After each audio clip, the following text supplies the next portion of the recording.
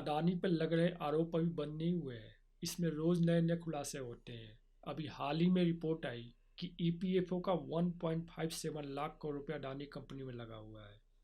जिस वक्त देश और विदेश के सभी बड़े निवेशक अडानी कंपनियों में पैसा लाने से बच रहे थे, उस वक्त ईपीएफओ के पैसों से अडानी की कंपनियों के शेयरों को गिरने से बचाया जा रहा था।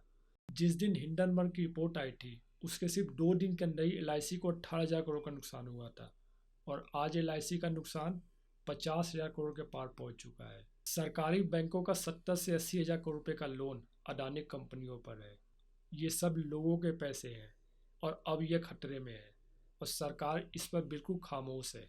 सरकार की तरफ से अभी तक कोई जवाब नहीं आया। क्यों? दोस्तों, ये कोई पहली बार तो नहीं किसी बड़े कॉर्पोरेट ग्रुप के खिलाफ इतने बड़े आरोप लग रहे हो। हमने इससे पहले भी देख रखा है। हर्षद मेहता स्कैम, सत्यम स्कैम, सहारा स्कैम, विजय माल्या के ऊपर भी ऐसे आरोप लगे। ललित मोदी के बारे में कहा गया, नीरव मोदी, मेहुल चौकसी। चलो इन सबको साइड रख भी दे तो सरकारों के खिलाफ भी ऐसे आरोप पहले भी लगे हैं। कांग्रेस की सरकार में बोला गया, बोफोर्स घोटाला, अगस्ता वेस्टलैंड घोटाला, कॉमनवेल्थ गेम्स घोटाला, कोयला घोटाला, 2G, 3G, जीजा जी। लेकिन इस बार जो हो रहा है वो शायद देश के इतिहास में पहले कभी नहीं हुआ। ये देश में पहली बार हो रहा है कि यहाँ एक बड़ा घोटाला हुआ है जिसे दुनिया का सबसे बड़ा घोटाला बताया जा रहा है, जिसमें जनता की पैसों की लूट हुई है और जनता में से एक ग्रुप खड़े होकर जांच की डिमांड करने की बजाय उस कंपनी को, सरकार को डिफेंड कर रहा है। ट्विटर पे ट्रेंड चलाया जा रहा है, I stand with Adani. WhatsApp ग्रुपों में अडानी के बचाव में तर्क और कुतर्क दिए जा रहे हैं। ये जो लोगों का ग्रुप जो अडानी का बचाव कर रहे हैं, ये वो लोग होते हैं जो अडानी कंपनियों में काम करते हैं या उसके शेयरों में पैसा लगाया है, तो बात कुछ हद तक समझ में भी आती। लेकिन ये लोग ना तो अडानी कर्मचारी है और ना ही उसके स्टॉक होल्डर, फिर भी अडानी को बचाव करने के सबसे आगे खड़े हो जाते हैं।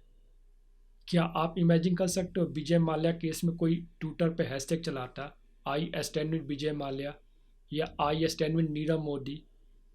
सोचो कोई आदमी कोयला घोटाले में कांग्रेस को डिफेंड करता कि नहीं नहीं, यहाँ कोई घोटाला नहीं हुआ है, यहाँ कोई जांच नहीं होनी चाहिए, सवाल पूछना बंद करो, तुम देशद्रोही हो। कहते हैं कि अडानी पर कोई सवाल मत करो, अडानी एक इंडियन बिजनेसमैन है, वो देश में इतनी सारी नौकरियां दे रखी है, सरकार को ना टैक्स देता है। भारत को विश्व गुरु बनाने में अडानी ग्रुप का कितना बड़ा कंट्रीब्यूशन है। यहाँ पे कुछ गलत नहीं हुआ, कोई जांच नहीं होगी। क्या कोई सेंस बनता है इस बात का? दोस्तों, यहाँ पे सबसे बड़ा घोटाला तो लोगों के दिमाग के साथ किया गया है, जो 2014 से लगातार किया जा रहा है। मतलब बेसिक लॉजिक, कॉमन सेंस और डेमोक्रेसी की बेसिक अंडरस्टैंडिंग खत्म कर दिया गया है। चलिए आज इश्यू समझ लेते हैं कि अडानी ग्रुप का कितना बड़ा कंट्रीब्यूशन है भारत की तरक्की में। पहले नौकरी को देखते हैं कि अडानी ग्रुप ने कितने लोगों को नौकरी दे रखी है। अडानी एक टाइम पर इंडिया के सबसे अमीर आदमी थे, एशिया के सबसे अमीर आदमी थे, इनफैक्ट दुनिया के दूसरे सबसे अमीर आदमी थे। उस वक्त उनकी नेटवर्थ 16.4 लाख करोड़ रुपए थी। हिंडनबर्ग रिपोर्ट आने के बाद इनकी नेटवर्थ काफ़ी कम हुई है, लेकिन अभी भी जिस वक्त मैं ये वीडियो बना रहा हूँ, ब्लूमबर्ग के अनुसार इनकी नेटवर्थ अभी 4.3 लाख करोड़ रुपए है। इतने अमीर आदमी इतनी सारी कंपनियों के मालिक हैं, इतनी सारी कंपनियों में बहुत सारे लोगों को, लाखों लोगों को रोजगार दे रहे होंगे। सोचकर तो ऐसा ही लगता है, लेकिन क्या ये सच है? अडानी ग्रुप की खुद की वेबसाइट के अनुसार अडानी ग्रुप में 23,000 लोग काम करते हैं, सिर्फ 23,000 रोजगार। लेकिन कुछ लोग कहेंगे ये तो कोई बात नहीं हुई, तुम बाकी के प्राइवेट कंपनियों से कंपेयर करो, उन्होंने कितना रोजगार दिया है। चलिए ये भी कर लेते हैं। नंबर 1 प्राइवेट कंपनी जो देश में सबसे ज़्यादा रोजगार देती है वो है टाटा ग्रुप की कंपनियाँ, 9 लाख से ज़्यादा जॉब्स। इन्फोसिस 3 लाख से ज़्यादा jobs. Reliance industries 2,36,000 jobs. Wipro 2,31,000 jobs. Adani कंपनियों का नाम यहाँ पर टॉप 25 के लिस्ट में भी नहीं आता। अपने देश की सरकारी कंपनी को भी देख लेते हैं। कोल इंडिया, 2.5 लाख से ज़्यादा jobs. Indian railway 12,50,000 jobs. Amul जैसी कंपनी जिससे 36 लाख किसान जुड़े हुए हैं। एग्रीकल्चर सेक्टर में 15 करोड़ से ज़्यादा लोग काम करते हैं। तो नंबर में देखिएगा तो इतना बड़ा कंट्रीब्यूशन नहीं है अडानी ग्रुप का भारत में रोजगार देने में। दूसरा चलिए रोजगार नहीं, टैक्स देने में तो सबसे बड़ा कंट्रीब्यूशन होगा इनका, क्योंकि इतनी बड़ी नेटवर्क जो है।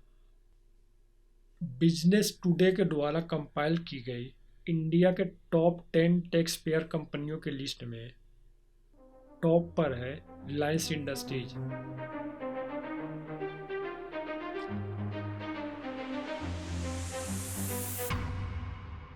अडानी ग्रुप का नाम तो यहाँ भी कहीं नहीं दिख रहा। इंडिया के सबसे अमीर आदमी, लेकिन इनकी कंपनियों का नाम टॉप 10 टैक्स पेयर कंपनियों की लिस्ट में भी नहीं आता। ऐसा कैसे हो सकता है? इसका एक एग्जाम्पल हो सकता है कि टैक्स लगाया जाता है प्रॉफिट के बेसिस पे, ना कि नेटवर्थ के बेसिस पे। तो चलिए प्रॉफिट को भी देख लेते हैं। moneycontrol.com के अनुसार अडानी इंटरप्राइजेज का प्रॉफिट 12 महीनों के लिए ऑन मार्च 22 में था 1,113 करोड़ रुपए।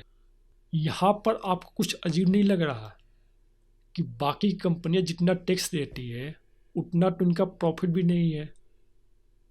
अगर इनका बिजनेस इतना प्रॉफिटेबल नहीं है तो इनकी वैल्यूएशन इतना हाई क्यों है? क्या इनकी कंपनी ने कोई ऐसी ग्राउंड ब्रेकिंग इन्वेंशन करी है या कोई ऐसी टेक्नोलॉजी बनाई है जिसे बहुत ज़्यादा लोग इस द्वारा इस्तेमाल किया जा रहा हो, जैसे एप्पल, गूगल, फेसबुक, टेस्ला जैसी कंपनी हो गई? देख कर तो ऐसा नहीं लगता। तो फिर ऐसा क्यों है? क्या इनका जवाब उन्हीं आरोपों में तो नहीं है जो हिंडनबर्ग और पूरा विपक्ष लगा रहा है? आपका क्या मानना है? आप अपनी राय कमेंट में बताएं। भारत में सब चंगासी